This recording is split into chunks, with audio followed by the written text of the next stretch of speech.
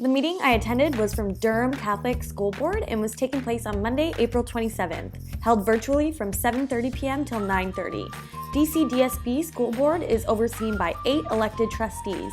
In addition to this, they have 2 student trustee representatives that were elected by their peers that sit with the board in a non-voting capacity.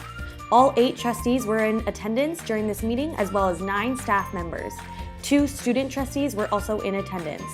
Within these 8 trustee positions, there is 1 chair of the board and trustee, 1 vice chair of the board and trustee, and 6 trustees. One of the primary ways that school boards meet public expectations of transparency and accountability is to make policy decisions at open public meetings. These public meetings are known as school boards meetings. Public accountability is a cornerstone of Ontario's education system. The Education Act states that all meetings of the board shall be open to the public with certain expectations. Members of the public are welcome to attend any board meeting or standing committee meeting. If you're wanting to present at a standing committee meeting, you need to submit your presentation 8 working days before the scheduled meeting. To ask a question, you need to submit a public question form before the meeting begins. The chair of the board was in charge of opening the meeting. Additionally, the chair was in charge of going through the agenda and calling on other trustees to speak throughout the meeting. The chair also did a land acknowledgement to start off the meeting.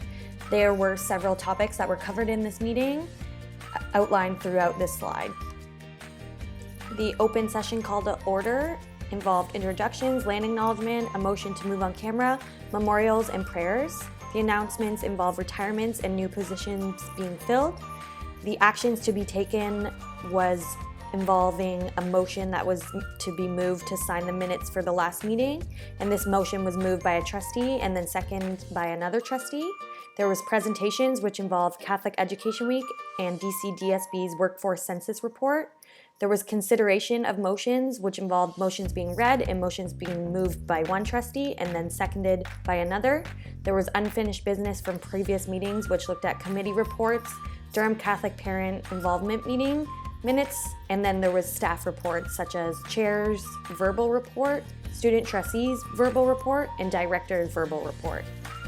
Throughout the meeting, there were 29 motions that were presented and moved by the Board of Trustees. These motions were read and then approved by the same member each time, and then they were seconded by another member who changed throughout the different motions that were being read. These motions were summarized and posted later on the DCDSB website as minutes for the meeting. School board trustees are members of the school board. They are locally elected representatives of the public and act as the community's advocates for public education.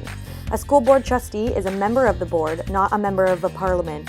It is important for both trustees and the general public to understand that the school board trustees hold no individual authority. When school boards were responsible for very small jurisdictions, the most common number of board members, called trustees, was either 3 or 5. Today, school boards generally consist of 7 to 15 trustees, although there are some boards that exceed this size. Since 1998, school boards that operate secondary schools have been required under the Education Act to appoint at least 1 student trustee. The trustees at DCDSB promote a vision that reflects the input of their communities. They advocate for excellence in education, they act as role models to maintain confidence in publicly funded education, and they also embody the role of Catholic education as guardians and stewards. A person is qualified to be elected as a school board trustee if the person is qualified to vote in a school board election and is a resident of the school board district. They must meet all of the following requirements outlined throughout this slide. It is normal in most provinces for trustees to be elected either by the electorate of the school district as a whole or in individual wards. Under the latter system, the district is subdivided into wards, each of which elects 1 or more trustees to represent its interests on the board. The term of office is 4 years and must remain qualified throughout these 4 years. In addition to this, trustees do not need to have a background in education, but they should have a basic understanding of official meetings and governance policies, a basic understanding of a trustee's role as a member of the board, and have a willingness to learn. There are several roles a trustee has.